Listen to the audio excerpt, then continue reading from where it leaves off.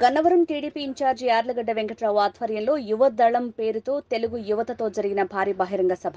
యువదళం సభకు ముఖ్య అతిథులుగా విచ్చేసిన టీడీపీ అధికార ప్రతినిధి మహాసేన రాజేష్, రాష్ట్ర తెలుగు యువత అధ్యక్షులు శ్రీరామ్ చిన్నబాబు, సభకు వేదికగా తరలివచ్చిన తెలుగు యువత టీడీపీ నాయకులు, కార్యకర్తలు.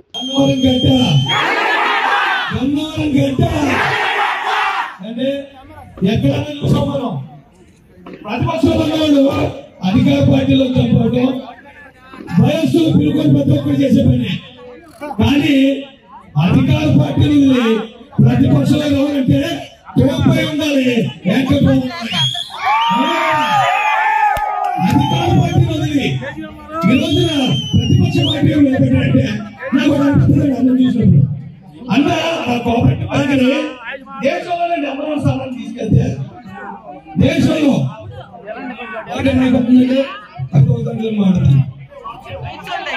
దేశంలోనే ఆ బ్యాంక్ నెంబర్ వన్ స్థానంలో తీసుకెళ్తే ఎవరన్నా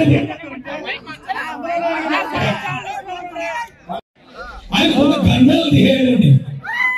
ఆయనకున్న గంధాలు తీసేసి ఎవరికి ఇచ్చిన గంధంలో ఈ నియోజకవర్గం నుంచి కన్న తల్లి లాంటి మన భువనేశ్వరమ్మని అవమానించిన గంధాలు పెట్టాడు.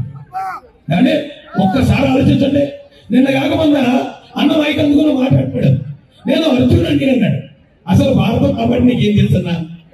నిజంగా భారత రామాయణం ఎందుకు జరిగింది? ఒక మహిళను అవమానపరిచినందుకే కదా.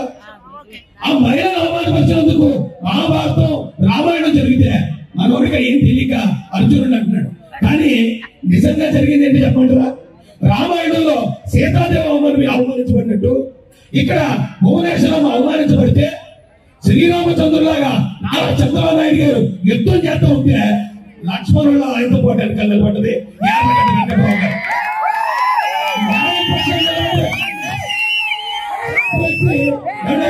కేసులో అవసరమైంది ఆయన ఎక్కడో ఎన్నారై కావాలంటే పెట్టుకోవచ్చు. ఈ రోజున గన్నవరంలో మీ అందరికీ నిజాయితీ పోయిన నాయకుడు చదువుతాం. నిజంగా ఈ గన్నవరం అసెంబ్లీ నియోజకవర్గం చేశారు. చెప్పడం సార్ అందరూ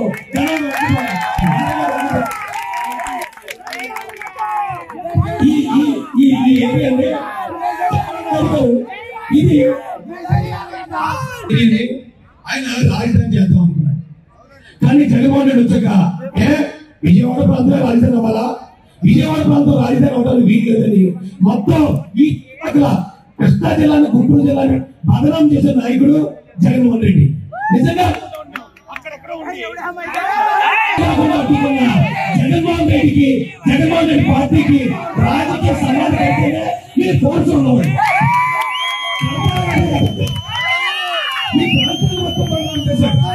ఈ రోజున మైక్ సాగించలేదు ఎందుకు? కానీ యార్లగడ్డ వెంకట్రావు గారు లాంటి నిజాయితీ గల ఇన్ని కేసులైనా తప్పుకుని ఈ రోజున చంద్రబాబు నాయుడు గారి చేత, లోకేష్ గారి చేత శభాష్ అనిపించుకుని అలాంటి నాయకుడు నీకు నిలబడుతుంటే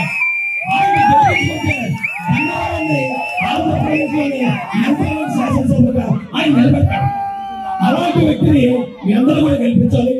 ఈ ప్రాంతానికి జరిగిన అన్యాయం జగన్ రెడ్డి ప్రాంతంలో మహిళలు తిట్టుకోళ్ళకి ఆయనేమో సెక్యూరిటీ పెట్టి మహిళలు నేను తిట్టుకున్నాను.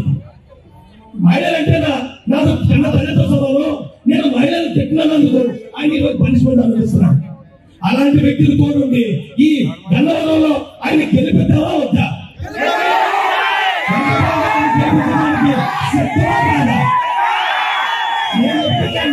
ఈ రాష్ట్రంలో మోసం చేసిన జగన్ రెడ్డిని ఓడించడానికి నేను సిద్ధం.